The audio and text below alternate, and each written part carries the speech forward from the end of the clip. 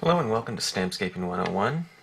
I'm Kevin and I'm going to be stamping a Halloween scene. It's right around the Halloween's right around the corner, and I haven't been having a chance to stamp for a while, and I still have a bunch of things to do, but I just really had to take a break from it all and get to some ideas that I had kind of swirling around, and also get to some questions that I've had answered about some of the videos and techniques that are on the first batch of videos that I've uploaded. These are stamps by different companies, and I'll be putting them in a setting that features mainly Stampscape stamps as backgrounds, grass textures, old, leafless trees, a moon. The skeleton is by Gumbo graphics. This figure here, sculpture, is by the Moon Rose. And this one here is by, oh boy, I forgot the name of the company. I bought it unmounted and I put it on this wood here, so if I can think of the name, I'll mention it by the end of the video, or I'll also put these in the credits. Okay, now these statues, I'm going to position this lower on the composition, and that usually represents something that's closer to you. And I think I'm going to put it a little bit at an angle, like some kind of tombstone or something like that that's broken off. This one I'll kind of set off to the side a little bit, maybe right around here. And the skeleton will be dancing up on the, kind of at the top of the hill type of thing. I don't know, maybe he gets to come out once a year or something like that and is having some great time, so. But first, I want these things in a setting of grass. So this is the sedge filler. Now I'm not going to stamp these first. I'm going to stamp the sedge filler first so that I can kind of mask it off and have these different things sitting within the grass, if I can do it right. So, that being said, okay,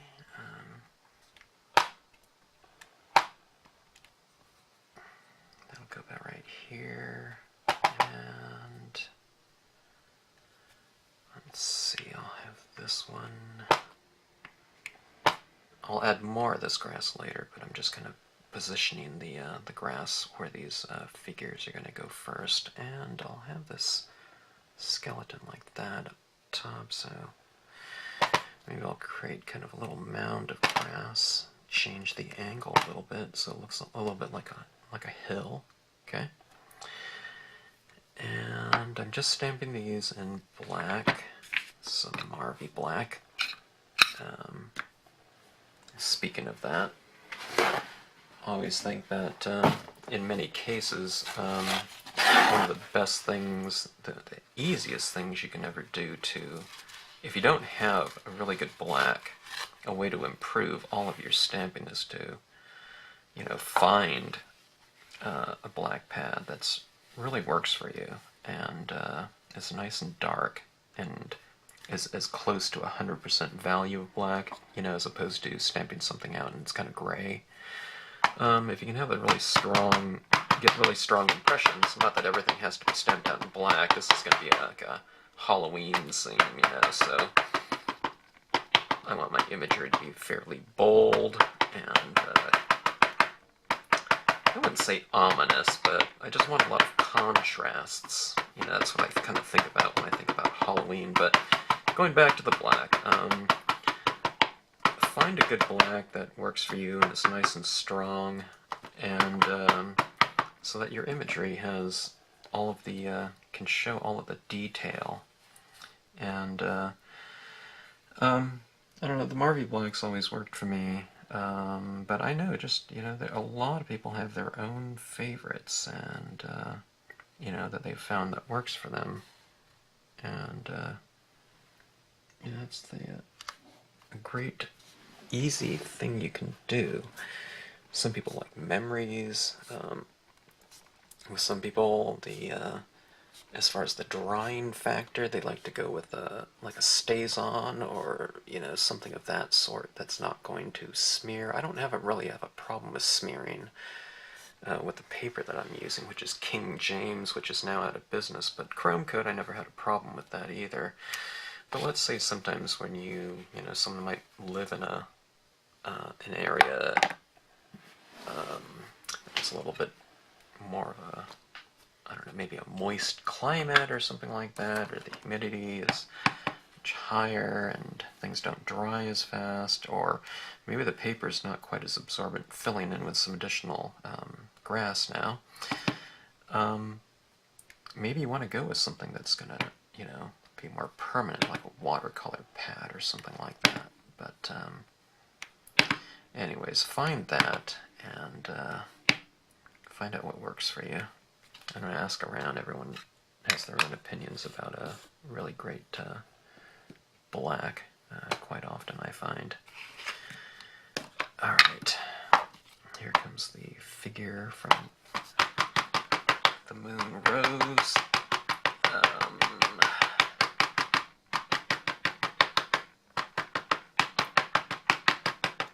I think I got the stamp out at Viva Las Vegas Stamps in Las Vegas, of course. A lot of really great stamps there. Oops, I almost forgot to mask this off. Here.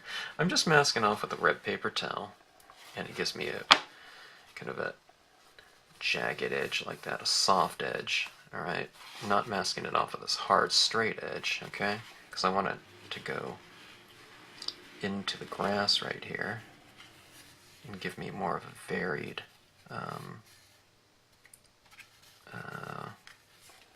edge to my mask. And I'll set this figure right about like so. In other words, I didn't want that real straight line down there, because that would represent something where it's sitting on kind of more of a solid ground. I want this inset a little bit more,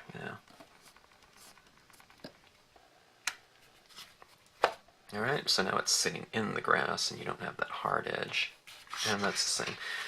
That mask didn't really, do too much down here. I just kind of had it across its chin. Yeah, maybe I'll fill in that little space there with a little bit more texture. Like that, okay. And then, as I get into this, I'll add more shading around these to really anchor the figures into the scene. The use of shadows and shading really help in scenic stamping, in my opinion. I probably did something on shadows before, but I probably need to do a video just specifically about shadows and how they can really enhance the visual weight of the different elements within a scene. Okay, here comes the moon.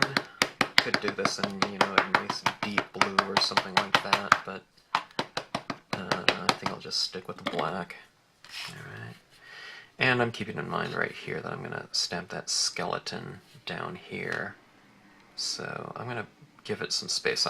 Otherwise that might be kind of interesting having it come right over the horizon right there, but I do have that other figure to put in. And so it's important to leave room for it. And I mean, the skeleton right here is, thin as those arms are, I'm really not interested in, stamping that out and cutting a mask around him. You know what I mean? That's not my idea of fun to, mask that little figure at it. These things are too spindly. So I'm just going to leave some space there down below.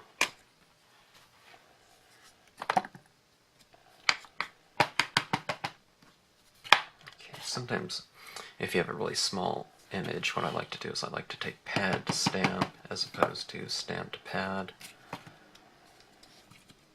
It just depends.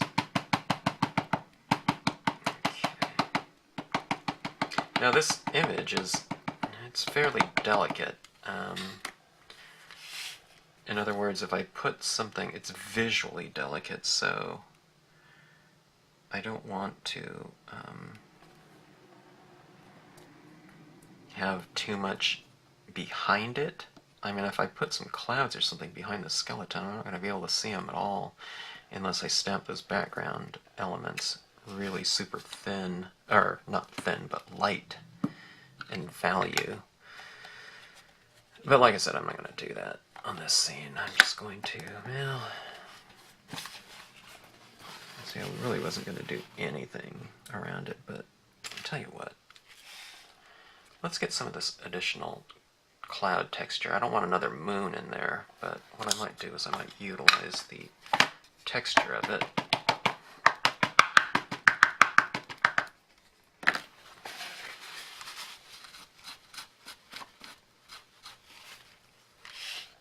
And what I've done is I've wiped off some of this edge here so it goes from dark and it kind of fades out on this side. Alright? So I don't want it real harsh right here, so I want it fading out. So I took a good portion of it, you know, don't be afraid to really blot it off pretty good with a dry paper towel, not a wet one, otherwise it'll give it a real definitive edge, you know, if you wipe it off with the, you know, wet, alright? So it fades off a little bit. It fades off inherently in the design itself, but, you know, you can get a little bit more just by blotting it. So you can see that's where I've kind of wiped off a lot of that ink. And see how I'm doing it? I'm doing it from the edge, so I'm wiping more on the edge, and then as I come up, you know, like that, I'm wiping off a little bit less, so it goes from dry, you know, dry, drier, dry. Alright. Okay. And let's flip this around. It's dry and wet. So it's going from dry to wet. Alright, so it's from dark to light.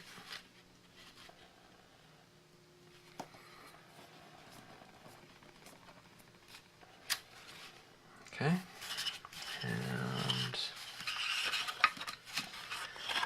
And I think that looks about right. And what I did was I overlapped a little bit into the previous impression. Alright, so you can really fill out your sky just with the use of the same stamp. Alright, if there's enough room. You know, I don't want another moon, so, you know, you can use it from here on over, or you can use it from here on over. You get a lot more mileage out of your imagery. Okay.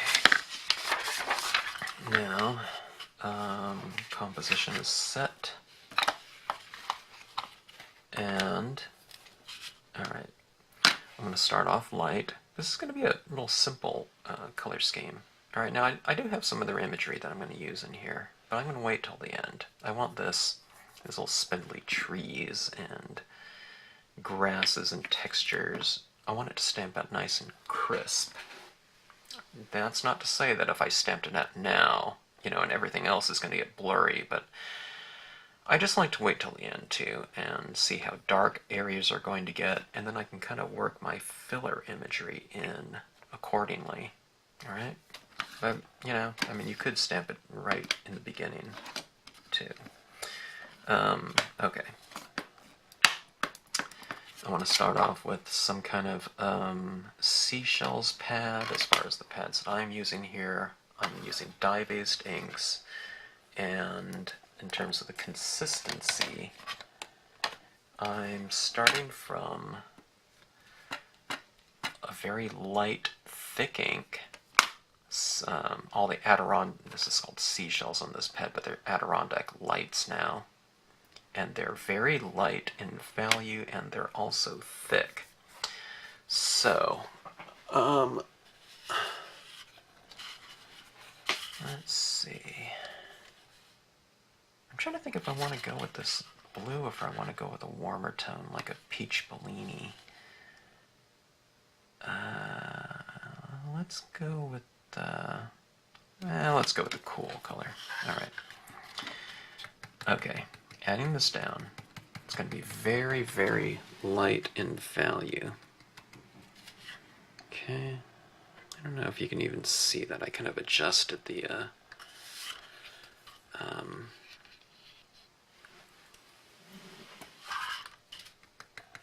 camera a little bit too. Brighten it up a little bit.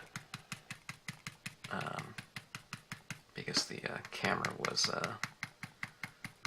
adjusting for this white background here, but I hope you can see this ink. But okay, now I'm going to do another video that goes into this, but one of the biggest questions that I've had so far on all of these videos, and as far as the techniques when people try this out, is there's usually only a couple different things that people run into when they're doing this technique of layered dye-based inks.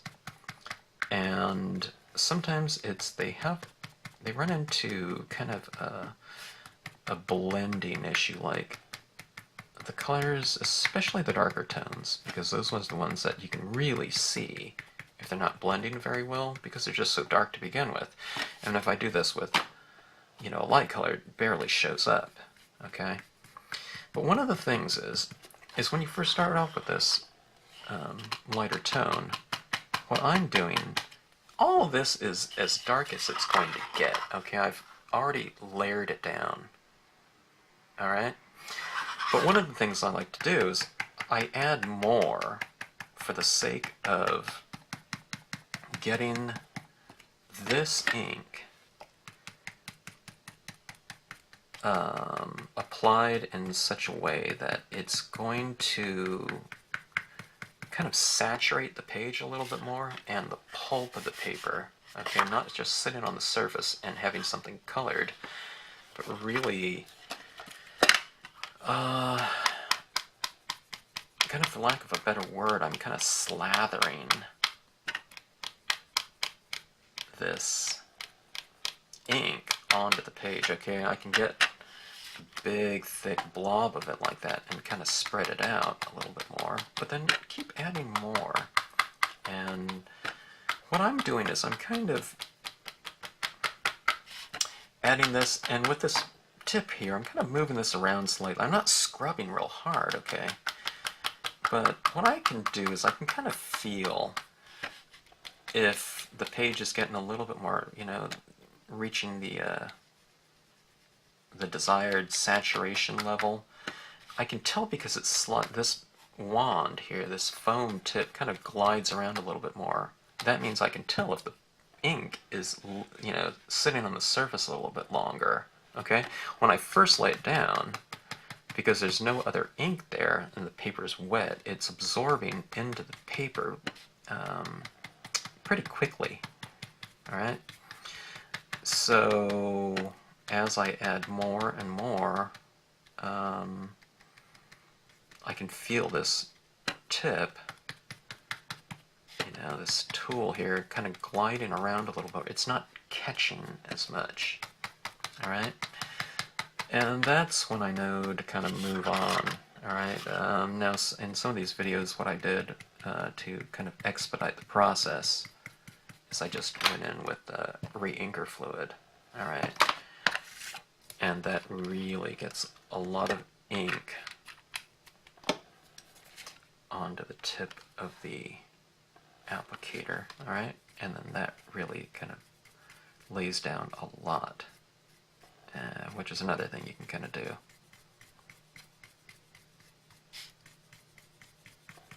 Okay, no, but here's the thing.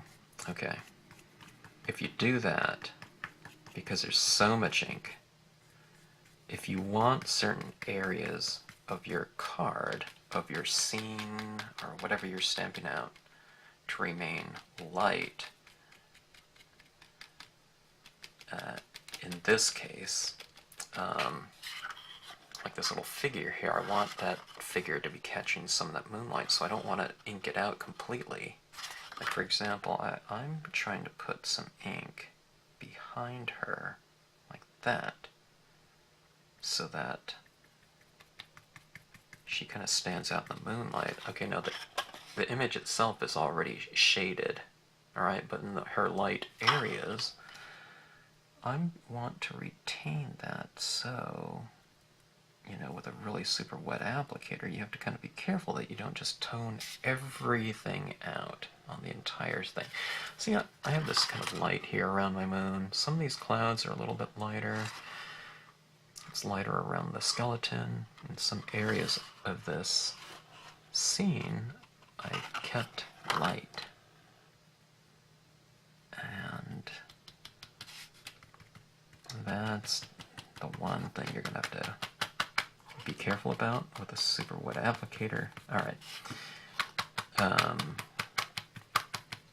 Going back to the amount of ink you want to use in the areas where you do want, you know, deep shadow or coverage, really add a lot of that ink down there, and don't be afraid to use too much. Okay. I mean, I don't want puddles built up or something like that. I guess, I don't know, you can say that almost, you know, if you on a kind of microscopic level, it might be a little bit of a pool of ink. But for the most part, you know, where you've laid down a lot of ink, a lot of it is getting absorbed into the pulp of the paper, and then once that reaches kind of a super saturation,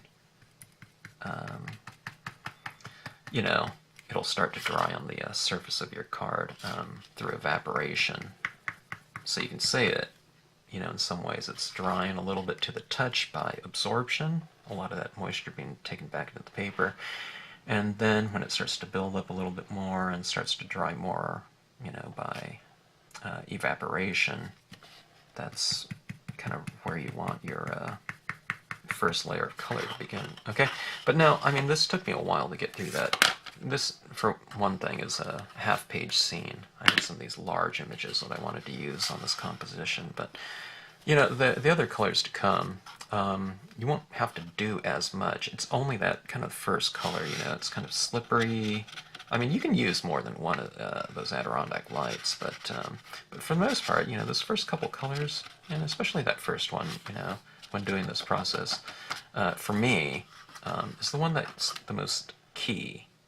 The scene might get darker, but that first ink coverage is really critical in laying the foundation in terms of establishing the lighting of a scene, and also establishing the surface quality.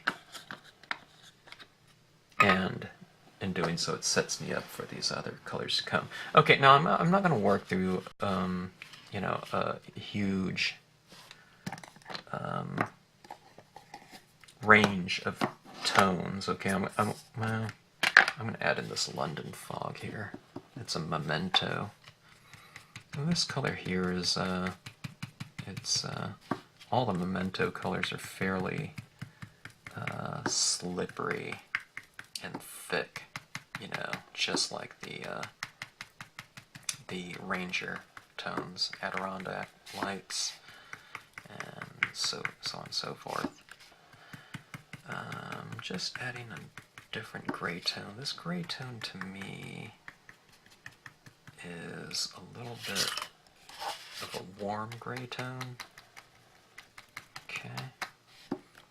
And I am guessing, because I barely see it myself, but I can, you know, it's subtle.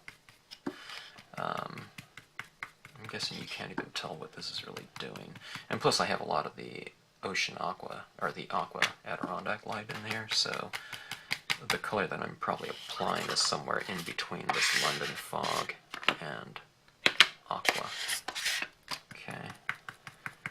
But this is getting another layer down, and it's adding a slight bit of temperature, you know, a temperature change, you know, from cool to warm. Okay. Third color, I'm back on the black that I used to stamp out all my different imagery. Let's see. Alright. I haven't done one of these videos for a while. I kind of almost forgotten kind of the problems I ran into, you know, when I'm applying colors off the screen and stuff like that, so apologize if that's kind of happened so far, but zooming in, let's start applying some of this black, and black would be the color that would be the most obtrusive in terms of bad color application. You know, if it wasn't going on smoothly, you'd really be able to tell just because it's, you know, it's super dark, in other words. Okay? But see, as I start applying that, I'm not applying that color right there. You can see it's just a very light gray because it's not absorbing, and you know, the paper isn't grabbing that ink so fast because it's kind of wet. You're kind of wiping wet into wet. So when I lay it down like that and I wipe like this, it's almost like you're just kind of wiping off some ink in some way. You know, you're kind of, I don't know, smearing, spreading it a little bit at a time. And that first color that I laid down, the aqua, is allowing me to do that because I have a paper, kind of a piece of paper that's fairly wet. Okay, working around this face here. If I want it to get darker though, and I do, what I do is I just apply more taps like this, okay? And this shadow right here is going to start anchoring this statue down into the scene. Areas that I've established as dark with my first color, I'm reinforcing with darker tones, and areas that I've established as light or illuminated by not going over them with those first couple colors, I'm retaining by just kind of staying away from them. So if it's light after the first color, you know, just avoid it, and that will remain light, and it'll represent either your light source or reflected light in your scene. And that's another thing. A lot of people run into that, and it's understandable to say, hey, you know, I just can't seem to retain my light. And it's because they're going over it with the darker tones, with the medium and darker tones, you know. Just kind of stay away from those areas right there with these darker colors. And if you do go in there, let's say if it's too harsh, it's too light, go back to your lightest tone and bring that back into it and knock it down a little bit. And if you want to go darker, then keep building up to it. But don't say, oh my gosh, that's too light. And so start filling it in with the black. You know what I mean? Don't do that. Go back to your lighter tones and make it darker that way. Okay. Now, as I sit here and I start doing this, I can feel that the page is drying a little bit through absorption and evaporation, so I can tell when I start applying some of this black, even from just, you know, a couple minutes ago, I feel that black is starting to, you know, the paper is starting to kind of grab that ink a little bit more, you know, because I'm stamping kind of wet into dry now. It's not really dry, it's drier, which is fine, because I want some of these areas to get a little bit darker now. But I don't want to start going, you know, and having like these shapes everywhere. Okay, this is a dry piece of blotter paper, and you can see it's, you know what I mean? I mean, this is just, you know, copier paper, so it's going to be really absorbent, but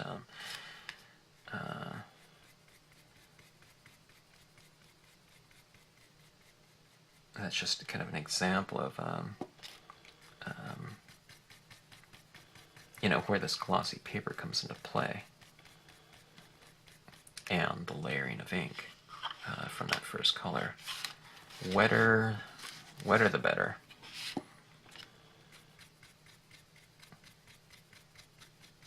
Okay.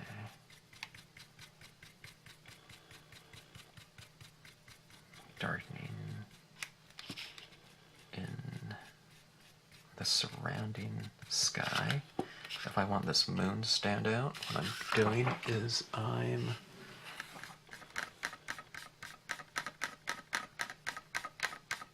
making the area around it darker because, you know, we're not working with light, we're working with contrast. So in order to make something seem lighter, we have to take the area around it and make it a little bit darker.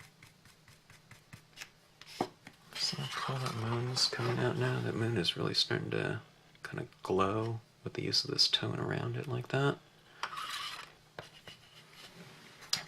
If you want more kind of to frame off your subject matter, in this case it's this little dancing skeleton. I can make him stand out more by kind of making the surrounding area darker around it.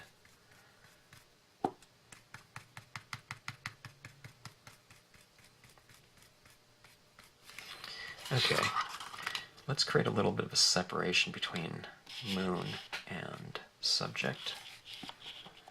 So let's kind of, see, I'm kind of bringing in a little bit of a tone between the moon and the skeleton. Every time I touch down, it's on the edge, or I want the edge to be darker. Okay. Now to get this side, I'm turning this around like that, so I can use the same motion right here, okay? Coming in from the opposite direction. This doesn't feel good to me. See this? Keep it ergonomic. There's no stress on the foam sponge tips this way, okay? I'm not pressing hard. I'm just kind of going, this is what it looks like, okay? See that right there? I mean, I'm doing this on a dry piece of paper, but it's going from wet, you know, or darker to lighter, because my swipes are like this. I'm kind of coming up like in a pendulum, like that, okay? I'm not going like this, you know, swipe it up like that. And that's just the way your hand naturally goes, right?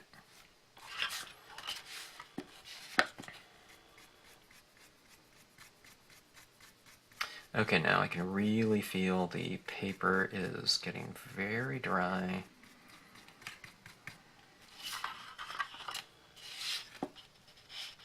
And it might be time actually for a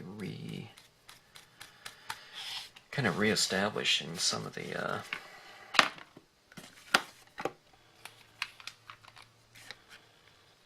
surface quality by going back in and adding more of this aqua, okay?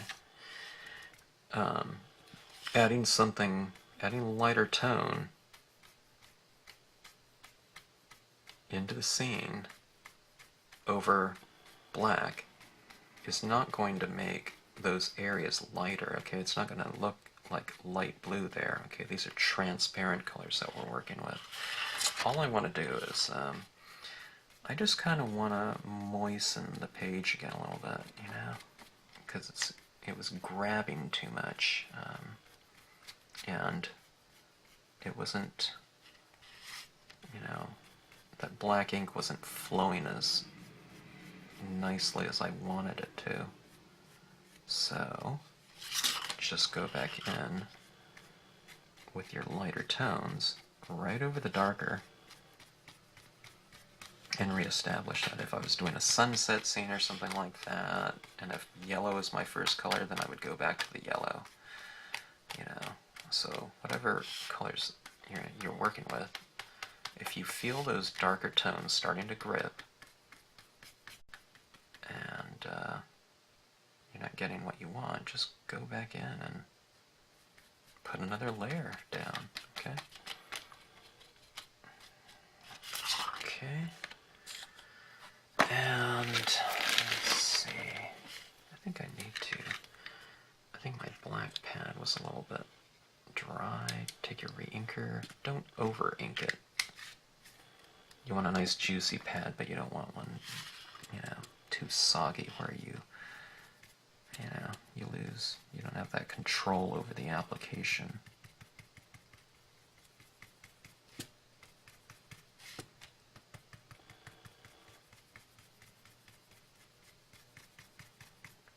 Okay.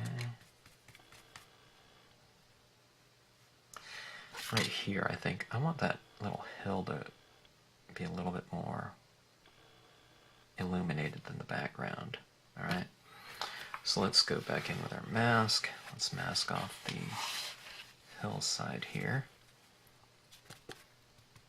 And we'll create a little bit of a separation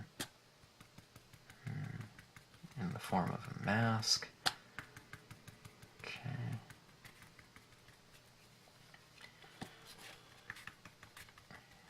Create a little bit of separation between land and sky, in other words. Okay, the black that I'm applying now is a little bit of a bluish black because I have some of that aqua. Let me see, am I doing this on screen? Here we go. Okay. That. Okay, let's blend that in a little bit more.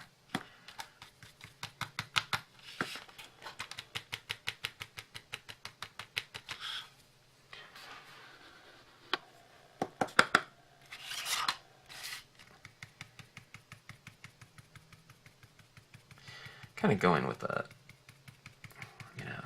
very easy color scheme right now. Sometimes, when you don't, a lot of times, this happens to us all, even me, who am in the industry, but sometimes you don't get around to stamping or creating or crafting or whatever it is that we do for a while, and usually when I get back to my stamping table or whatever, and trying to figure out what to do, or what I want to do, what color scheme. Like I said, if I haven't done it for a while, I just keep it pretty simple. I mean, this is 3 colors right here, and just to kind of get back in the swing of it. I feel it's almost like, if it was music, it's kind of like doing your scales again, just practicing your scales. In this case, I'm doing it with the composition here as well, but just getting the feel of, applying the colors again, and ink on paper, a lot of layers. Just keep it real simple, and, to get back in the feel of it. Okay, I'm going to have a ripped paper towel here. I want to create a little bit of variation within the grass, and I've done this on quite a few other videos as well. Okay, you can go a little bit more random if you want to.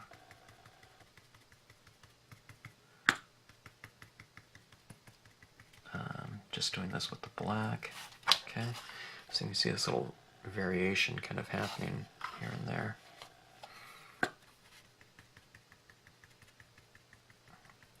Go with the ripped side of your paper towel. Don't go with, a hard edge, a straight line. I think it wouldn't look good kind of within the grass texture. After you do this a couple times with that same rip right there, reestablish another rip, because what I find is what you do is you start soaking through this paper towel, and if you're kind of using that as the same mask, and if it soaks through all the way, what you do is you start seeing that texture of the paper towel, those little circles all over the place. If that happens, you can kind of just go back in and, add some more tone over it to smooth it out, but, if I can kind of avoid it to begin with, then I will. Sometimes I get lazy and I kind of forget about that, and I don't know, then I have to kind of smooth it out, which isn't any big deal. Like I said, it's just another layer of ink, but kind of if you've already established the texture, it takes a a second to rip a paper towel again, right?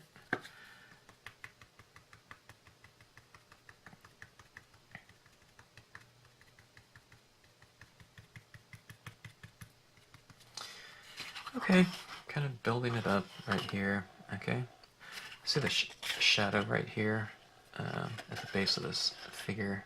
I think that really angers it down into the grass nicely. Okay, let's do it some more.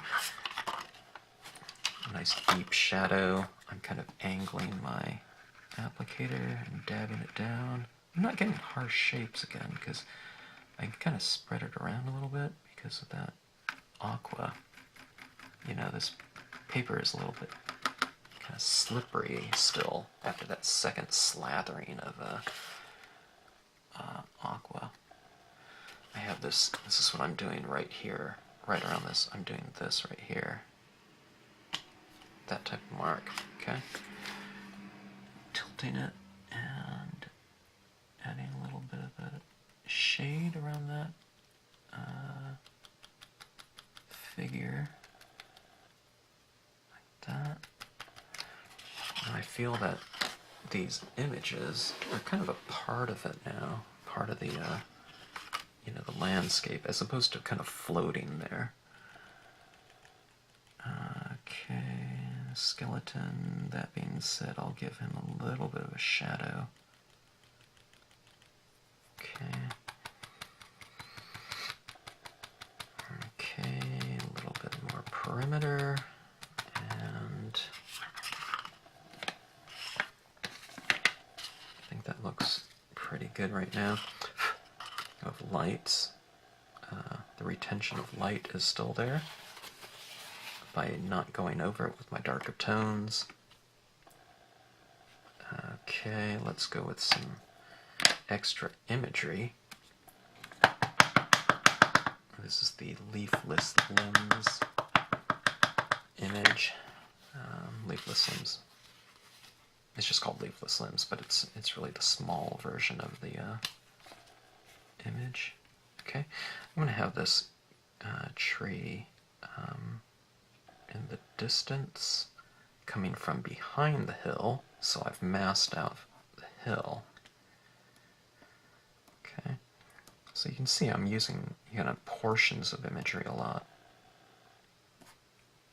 and I feel I get a lot more mileage out of them that way. There's that much of it. Now, how about on the other side of this skeleton? I have a smaller portion of it, so maybe I'll just use the top, maybe inch or so, maybe. The other one was using maybe, I don't know, 1 3/4, something like that. All right. Let's see. I like to stamp in 3s a lot of times, so let's go with another one up here. Oops. UPS just pulled up. I gotta pause. Okay, I'm back. I just had some stamps arrive.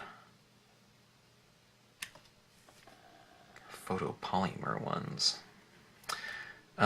Anyway, going back to this scene right here, I just stamped out 3 leafless limbs, all at different heights.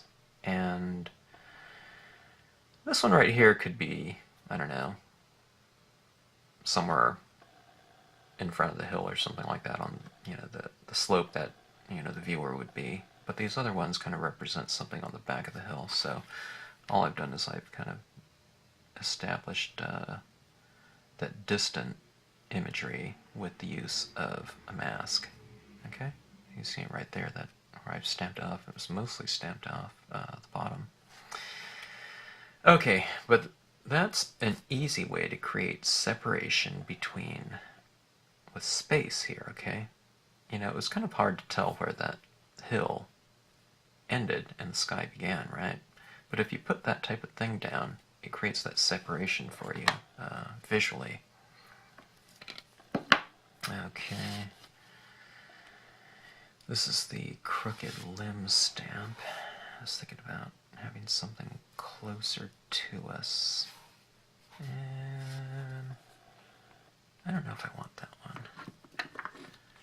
Let's go to this grass here. It's called Reeds, large. Okay. Putting it right in front of this statue. Okay. I don't want to cover its face, okay, but stamp it out to the side like that and go for a few impressions. Let's see.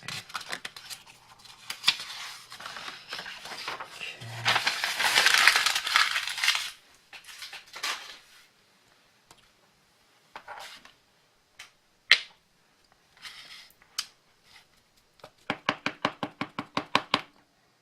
Smaller version of it. Let's mask off some of this grass right in here.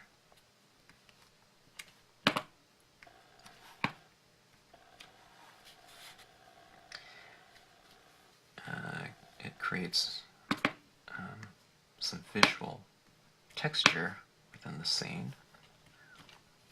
Like that, and we can also put some around these figures like that. It kind of gives a feeling of it being old and kind of somewhat neglected, you know.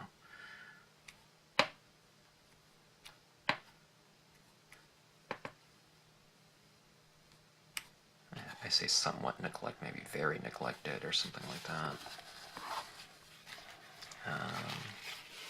Kind of appropriate for the Halloween season. And I'm trying to think if I want some of this other texture in there. I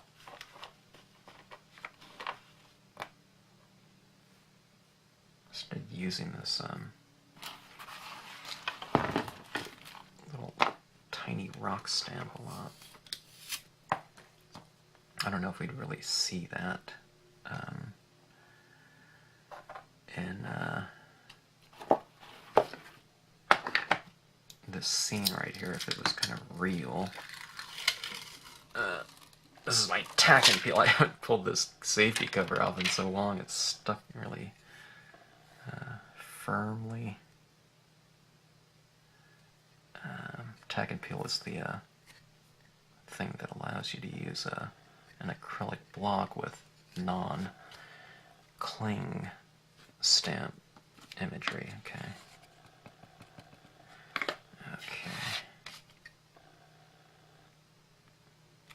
Now I just want some other texture in here.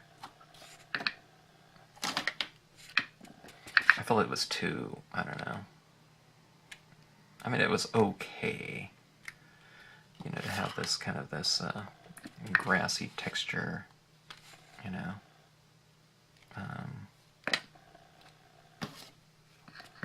Without any other texture. But I think maybe visually I can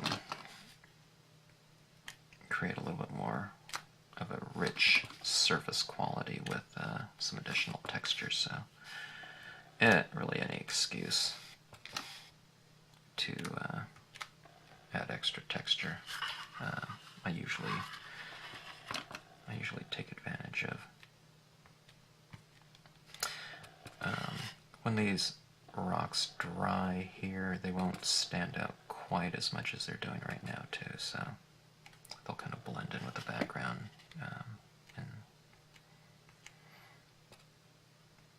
in some ways.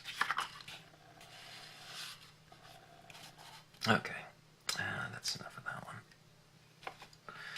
By the way, you put this tack and peel down like this, and be sure and cover it up, otherwise you're going to come back to your table and, you know, this thing will be stuck to it and it'll be completely stuck, you know. So what you do is you just take this tack and peel and just rinse it under water, rub it off really good, and just let it air dry. Don't dry it off with a paper towel or something. It'll get fuzz all over it and you'll have to wash it off again, but it takes it back to practically brand new status. What it's made of, who knows? Okay. Going back in, reestablishing some of those really super dark perimeter areas that I like to do to finish off the coloring portion of my process. It's become a little bit drier, so this color is really, the paper is really grabbing that ink. Okay, so, you know, again, don't do that. Stay in a little corner and then move into it.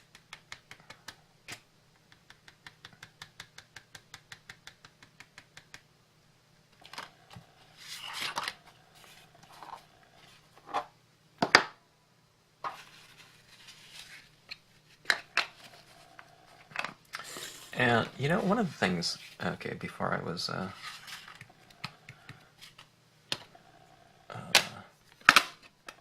not interrupted, but I had to get that door, but, I was looking at this scene right here, and it's, I mean, it's all cool in terms of, temperature. And I have these light areas established. One of the things that occurred to me was I think I'd like to go in and add a little bit of temperature variation. This is Peach Bellini. It's going back to those really super light tones in terms of the Adirondack light. Okay. And I thought I can add this into the scene for that variation that I thought I could use to add a little bit of a richer feel. Looking at the back of the camera right now, I don't know if you can see this at all, but what I do is on all these scenes here too, I think I have my Flickr gallery link in the descriptions here, but I'll give a my gallery link, and I'll scan this, you know, a high quality scan. You might be able to tell the temperature variation easier on a scan than in this video here, but this is adding a little bit of warmth. Peach Bellini is kind of it's just that, it's a peachish hue, very nice, kind of orangish, you know, warm, not a hot warm, but it's just very subtle, and I have it going down through that light.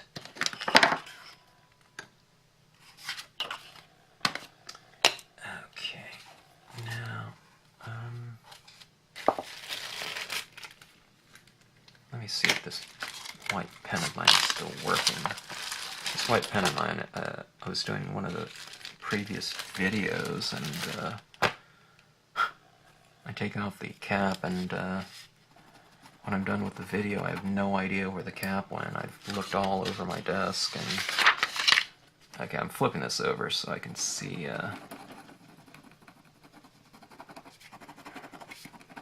if this white is flowing here. Let me see. Okay, alright, good news. I haven't used this pen, it's probably 2 months or something like that, and I threw it in a Ziploc to see if that would keep the tip from drying out in it. It looks like it did.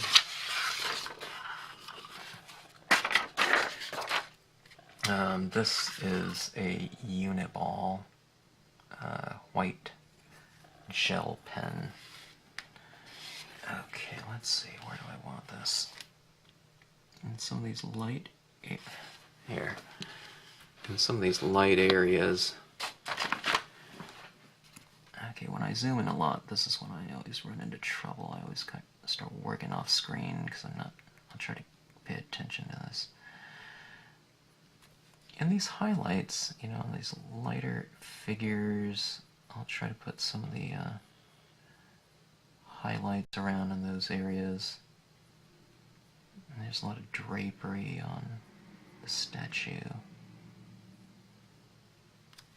And some like subtle highlights around those areas, like on her leg.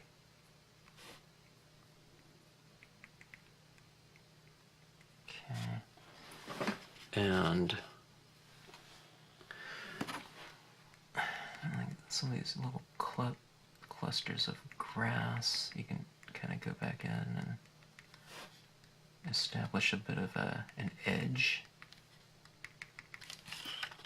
And some of those highlights, let's see, kind of see right in here. Okay, and you can use a little bit more texture in the background here too. Okay, adding it down here and there. Don't forget to kind of hold the paper out at arm's distance so you can kind of see what effect these highlights are doing. Okay, this is an area right here. Let's see, focus. Okay, you can see where I've kind of masked that off with the paper towel. Now, along the lighter side, you see where I've kind of just added a few little highlights like that. So you can shade and then highlight in that one little area right there. Okay, here it comes. All right. Some of these trees right here, we have the moonlight from here, so on that tree right over here, I'll establish some highlights, capturing that moonlight. I'm flipping it around because I can work a little bit easier from this side. So don't be afraid to flip your work in whatever position it's better suited for. You don't always have to work with the imagery upright, okay? The moonlight is coming from, to the left of this tree, so put some of the highlights on the side of the tree facing the moonlight.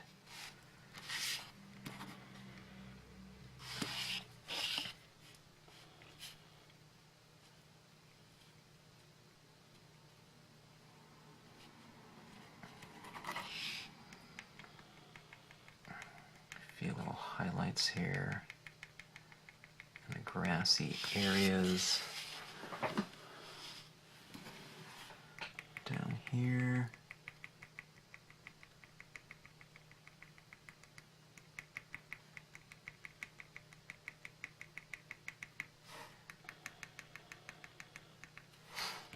Okay, and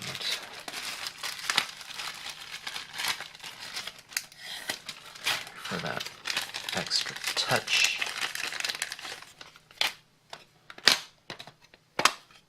let's add some of this extra little hazy effect with the use of white pigment ink. And I like to add this little mist fog effect where light meets dark a lot of times. Okay. Let's see, the skeleton is dancing around in the fog, maybe.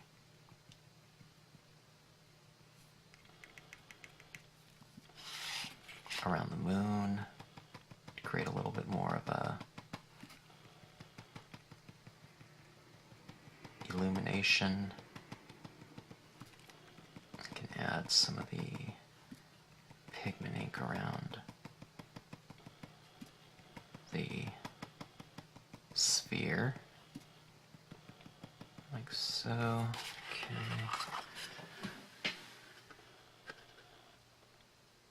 That. See that little bit of fog right there? I can do it around those trees. At the base of some trees. Okay.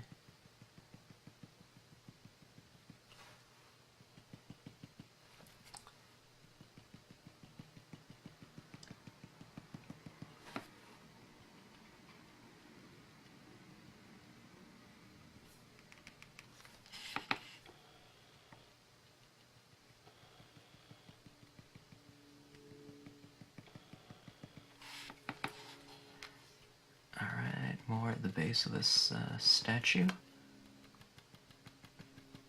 as you kind of add this texture over grass, subject matter, and sky, it feels like the objects become that much more integrated into the scene by adding that similar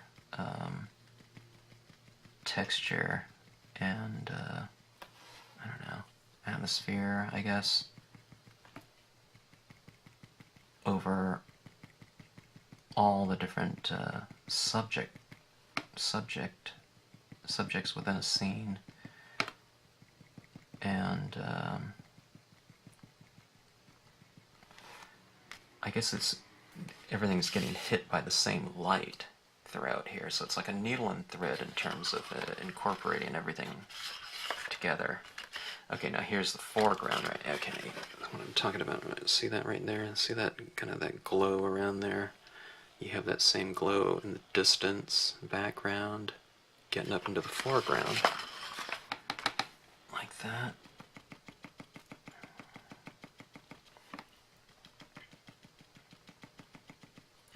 And I think this will be it. I might go and add a few more highlights into here, but for the most part this scene is done. Okay, just adding on really thin layers of this pigment ink. See that down there? That's all that. It was like that over there, but now I've added this down, and it's kind of sitting in a little low-lying fog, like that, at the base of trees, right around his feet, and around that moon, okay? So anyway, there we have it. Kind of, can't think of anything else to do. Sometimes I have to let it set for a little bit, and if I decide I want to do anything, I'll add it later. I'll add it to the scan, but anyways, there's my Halloween scene for the day, and thanks for checking out the channel and the video, and I hope you enjoyed it.